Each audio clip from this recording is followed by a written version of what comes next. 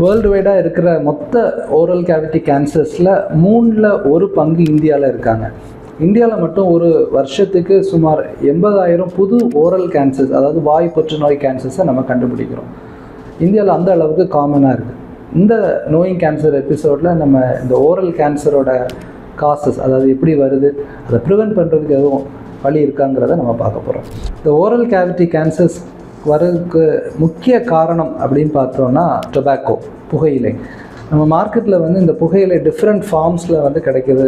For example Pan Parag, gutka, Cool Lip, இதே போல் நிறைய டிஃப்ரெண்ட்டான ப்ரிப்பரேஷன்ஸில் இந்த டொபாக்கோ கிடைக்குது. இந்த டொபாக்கோ ஒருத்தர் யூஸ் பண்ணும்போது அவருக்கு 90 to 100% வந்து கேன்சர் வரக்கூடிய வாய்ப்புகள் இருக்குது.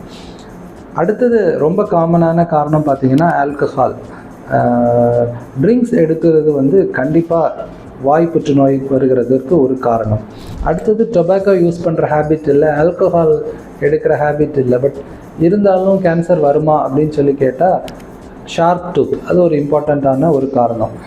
கூர்மையான பல், இந்த கூர்மையான பல்லில் நம்ம டங்கோ இல்லைன்னா கன்னத்தில் இருக்கிற பகுதி வந்து உறைவு பட்டுகிட்டே இருந்துச்சுன்னா அது பிற்காலத்தில் ஒரு கேன்சராக மாறக்கூடிய வாய்ப்புகள் இருக்குது. இந்த மூணுமே, அதாவது ஆல்கஹால், டொபாக்கோ, இந்த ஷார்ப் டூத் எல்லாமே நம்ம ப்ரிவென்ட் பண்ணக்கூடிய காரணங்கள். ஸோ இதை நம்ம ப்ராப்பராக இதை நம்ம ப்ரிவென்ட் பண்ணோன்னா அந்த ஓரல் கேவிட்டி கேன்சரை நம்ம கண்டிப்பாக நம்மளால் ப்ரிவென்ட் பண்ண முடியும்.